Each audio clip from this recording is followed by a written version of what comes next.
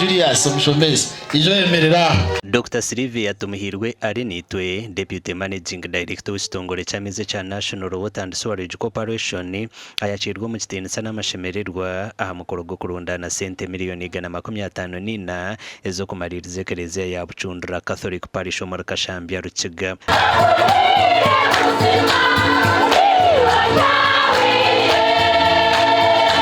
Mpora namwe turagenda tumalire kereziya omonda na nahero bakata hakasa kereziya kace kehiga abantu batanu barakijuramo kuyabere parish haguma hako kasa kereziya kace mureke tukolese n'amani toyise hentunguka aha makagitu umubyanga byitu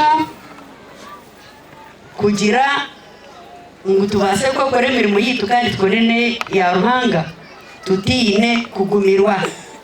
Dr. Sylvia ayongere yaraganise ko kuza kuretaho intunguko mu Rukiga ubwo ari kutandika kwa box ko kwebikira kabashija bwanyuma y'abakazokozesa jaka box akabo nyumwe baza mwitubire turi hino mukaza twire feedback ngo aka box ka seruye birimo miliyoni 2 na mushaje aseru ezabakazi wauramani mwena tia abashije mwerwane twaza kubanimwe kubateka mu orusindiko onga mubona aba political leaders abalentenga kuzayo n'abaliyo Dr. Sylvia akoze umurimo gw'umutanga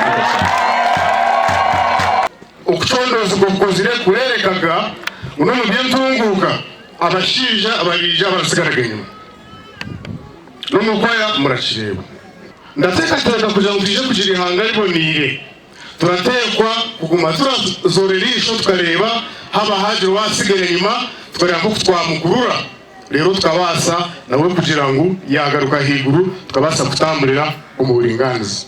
Dr. Sylvia Tumuhirwe ari nitwe akaba yahire kereziya miliyoni 25 kandi nyumwazi yabonjire izindi miliyoni 3 otireho kugura embuzi miliyoni 1 akajigabira bwana mukuru.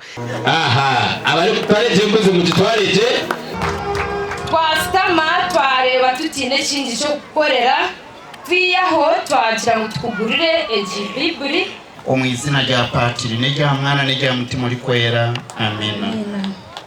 Esente ziri kurenga miliyoni 29 nazo zirundinwa ha mukorogo kandi ha mukorogo babatize na kwaya yekereziyeji. Amina. Aha bwa TV West ndi Elias Rutugusa.